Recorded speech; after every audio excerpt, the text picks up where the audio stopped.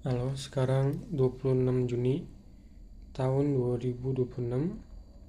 Sekarang jam 3 sore. Gue baru bangun. Kemarin gue tidur jam 5 pagi. Why? Karena kemarinnya gue bangun juga sore. Kemudian jadi gue malam gak ngantuk. Terus gue main game. Terus baru ngantuk pagi. Terus sekarang karena tidurnya pagi, jadi gue bangunnya sore. Jadi today kita mau break the cycle. Why? Karena harus ini hari Jumat, gue ada ujian di hari Senin.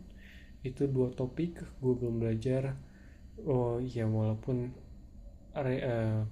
nggak terlalu banyak dan rate pembelajarannya seharusnya bisa keep up karena biasa gue di SMA nge SKS dua pelajaran dalam satu malam. Itu biasa cuman 8 jam, 4 jam baru gue mulai belajar. So if gue mulai belajar hari ini, supposedly there's still a lot of time. Yaudah, sekarang gue belum mandi tapi gue lapar. Jadi gue mau ke university dulu deket gue mau makan roti canai dulu. Baru gue balik lagi, gue mandi, siap-siap, belajar, terus makan malam, terus tidur. Trading sekarang dia masih, gue update dikit ya. Bentar gue nyalain laptop dulu kalau gitu.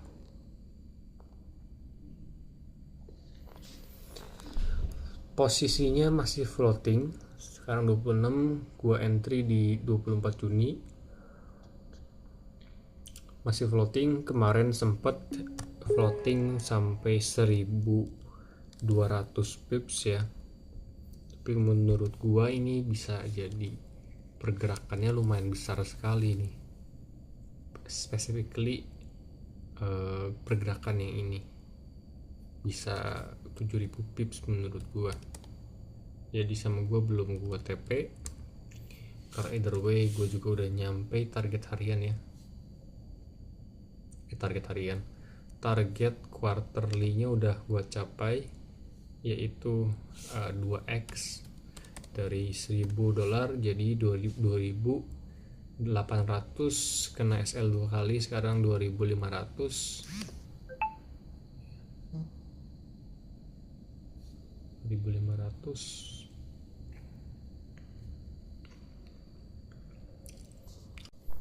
Nih, kita kemarin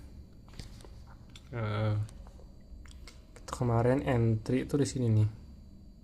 Entry di 4087 di sini nih. 4087 kita entry di candle ini nih. Candle ini kita entry.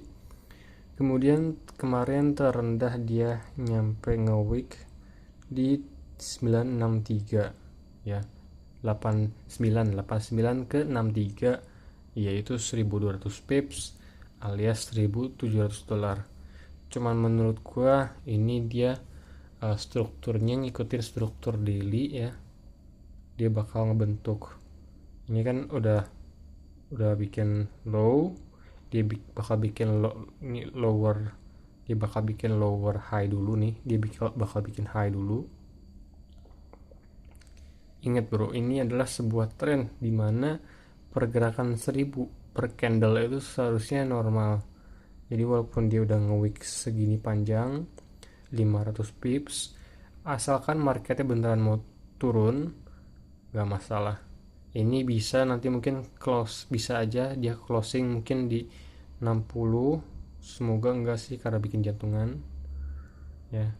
Bisa aja closing 60, terus nanti Senin baru dia turun ke misalkan ke 966, baru nanti di Selasa mungkin dia turun ya. Jadi ini bikin candle baru lagi nyetara yang segini, baru dia turun gedenya di hari Selasa. Ini struktur dia bakal ngikutin struktur ini sih, struktur daily. Jadi ngebentuk patternnya tuh di daily. Ini hari ini kita masih ada 14 jam. Ada kemungkinan nanti di sesi US dia bakal gerak gede. ini bukan tanpa bukan tanpa resiko bahwa bisa aja dia ngebalik arah full ke 87. That's a possible thing, dan gua hilang, ya gua nggak dapet. Ya udah, that's part of the plan, that's part of the trading plan, kita ikutin aja. Gua kasih lihat kenapa menurut gua ini bisa jadi pergerakan yang gede sekali. Kalian lihat dari weekly-nya ya. Nih, dari struktur weekly, dia tuh baru ngebreak di Juni. Di Juni awal dia ngebreak di harga 4.400-an.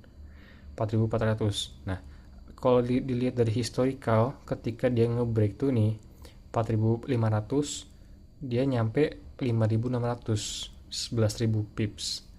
Sebelumnya lagi dia dari 3457 ke 4377 alias 9.000 pips. Gua udah ngitung juga secara kemarin ya, gua udah hitung secara persentase juga sebenarnya sama. Nih, gua tarik garis dari sini ke atas sini 26% ya. Kenapa ini? Ntar.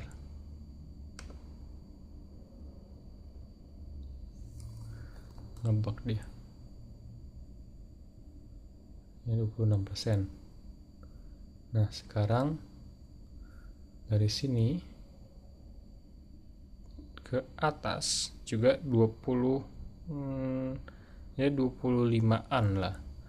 Nah, jadi menurut gua ini bisa turun sebesar sama lagi 26% ya. Kalau 26% dari 4.400, 26% ini adalah ke 3257 atau ke 3300 lah ya, somewhere around there. Menurut gue bisa turun ke 3200-an ya. TPH aja lah kita kalau kayak gini ya,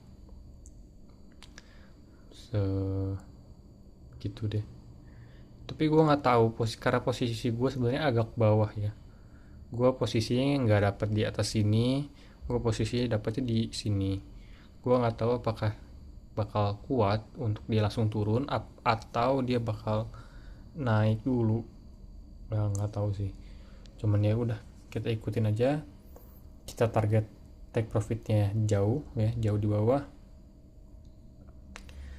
Kita bisa dapat sekitar plan kita adalah sekitar 6.000 pips masalah nih ya. Target kita adalah 6.000 pips di 3.500. Nanti kita bakal cash out sebesar 8.200 nih. Lihat kemarin tuh udah sempat 1.700 guys ya. Kalau gue tap di sini udah sempat 1.700. Cuman ya udah, kita targetnya sini ya.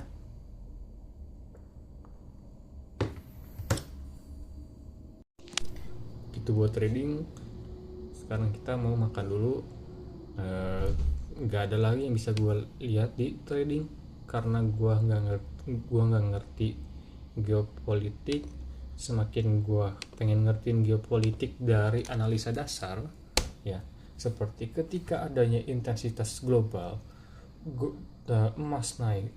Kalau perang berakhir, emas naik. Wah, semakin gue ngikutin news dan pemahaman gue dangkal akan news itu sendiri dan dinamika dari faktor-faktor yang mempengaruhi emas ini, malahan yang terjadi adalah gue tergocek sama news. Lebih baik gue belajar, nggak apa-apa belajar geopolitik, cuman harus lebih jago baru bisa gue pakai analisa gue. Sekarang analisanya masih kayak bocah.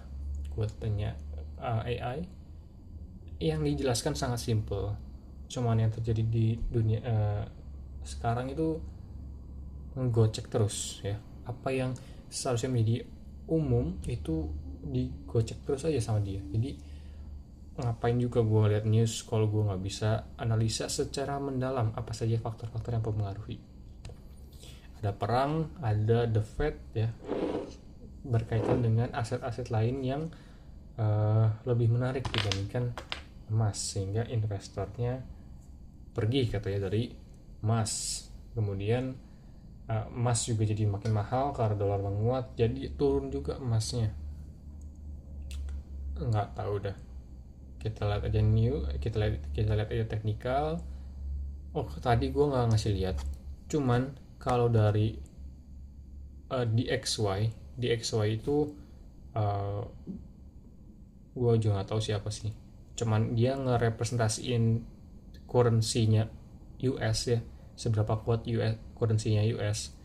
Itu dia juga baru nge-break dari struktur weekly-nya sekitar 2 minggu lalu. Jadi 2 minggu lalu dia nge-break struktur weekly-nya.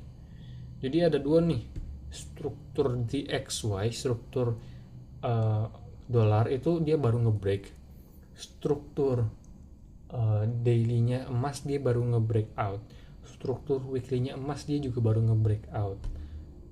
So secara teknikal there's no reason kita takut. Ini menurut gua walaupun bisa agak lama pergerakannya karena dia ngikutin pergerakan daily, mungkin sekitar seminggu, mungkin 2 minggu, tapi pergerakan bakal gede sekali. Dan kalau kita TP besar, TP haji 9, enggak sih, gua bikinnya $8.200 plus yang gue punya 2.600, dapatlah gue 10.000 USD ya. Itu target tahunan kita 10x. Cuman gue udah dapetin dari trading di bulan Juni dengan mulai di bulan Mei. So it's like the possibility kalau kita asal kita nggak ngeblow account kita masih bisa nge-grow-nya dengan lebih cepat dibandingkan proyeksi minimal kita. Proyeksi minimal kita adalah by 2030 kita dapat at least 64 juta dolar. Tapi kalau begini mungkin 2030 kita bisa punya 100 juta dolar. Semoga aja, doain aja kita bisa punya 100 juta dolar di 2030. Dan kita juga mau ini ya, sekaligus punya pengetahuan untuk bisa diversifikasi juga. Jadi ketika udah 100 juta dolar, mungkin kita nggak bakal full semuanya gue pakai buat trading forex lagi. Gue bakal udah mulai diversifikasi ya. Jadi diversifikasi mungkin 50% di Bitcoin seperti Timothy Ronald, kemudian sisanya mungkin berapa di cash, kemudian sisanya buat modal gue buat gulungin trading forex lagi. Maybe that's the plan. Either way gue juga belum tahu. At that time gue bakal menyelesaikan degree gue juga dalam financial economics, jadi mestinya gue udah lebih tahu tentang ekonomi global, tentang negara-negara, tentang currency, tentang bonds, tentang lain-lain. Jadi mesti lebih seru, lebih mantep, lebih ngerti. Jangan, dan gue ini sih sebenarnya dari permasalahan gue kan ini dari kemarin ya, indecisive. Jadi kalau kemarin nih gue semuanya gue tahan semuanya, itu gue udah profit mungkin sekarang udah 4.000 dolar. Dan kalau misalkan kemarin gue take profit semua secara prematur, gue lebih gede sih, gue bisa dapat mungkin udah sekitar, gue hitung ya, udah sekitar berapa, 10.000 sekarang. Karena kita udah pernah sekali nih 800, berarti 1.800, dapat lagi gua 30%, 20%, anggap aja 2.500 ya, 2.500, dapat lagi 1.000 pips, jadi 3.700, dapat lagi 1.000 pips lagi, jadi 5.000 dapat lagi 1.000 pips, jadi 7.500 sekarang dapat lagi 1000 pips menjadi 10.000 ya, seharusnya udah 10.000. Kalau gue take profit semua 1000 pips gue bisa jadi segitu. Kalau gue TP haji beneran TP haji, gue bisa dapat sekitar 4.000 dolar karena baru ada satu tren kan, satu tren gede. Ya, mungkin satu tren gede 4.000 naik dikit dapat 1.000, 6.000 kita dapat 6.000 dolar mungkin. Nah ini menjadi momen ya. Gue sebenarnya agak mikir juga, apa mendingan gue ngambilnya 1000 pips aja karena lebih pasti. Jadi kalau 1000 pips itu kita udah pasti bisa dapat setiap ada breakout dari sebuah struktur, walaupun akhirnya dia nggak jadi ngetrend, dia trennya gagal nih ya, nggak jadi ngetrend junam full, tapi karena pergerakan 1000 pips itu kecil kita bisa dapat gitu. Mungkin oke.